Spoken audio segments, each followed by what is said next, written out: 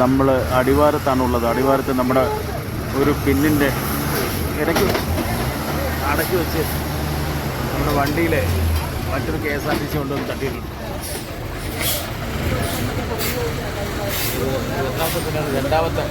രണ്ടാമത്തെ പിന്നാണ്.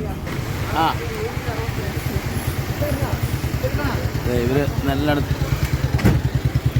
രണ്ട് താഴെ എൻ്റെ ഫ്ലോപ്പ് പൊട്ടി കിടപ്പുണ്ടല്ലോ. നിങ്ങൾ വയനാട് ചുരം, അതായത് അടിവാരത്തു നിന്നും മുകളിലോട്ട് കയറുന്ന രണ്ടാമത്തെ ഹെയർ പിന്നിലാണ് ഈ നമ്മുടെ വണ്ടിയിൽ കൊണ്ടുവന്ന് തട്ടിയത്.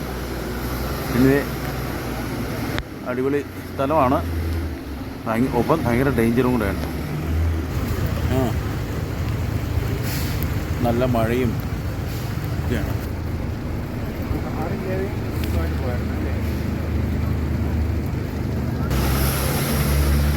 അടിവാരത്തിലെ യാത്രയാണ്.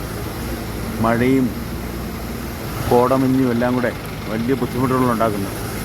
ഒപ്പം ട്രാഫിക്കും.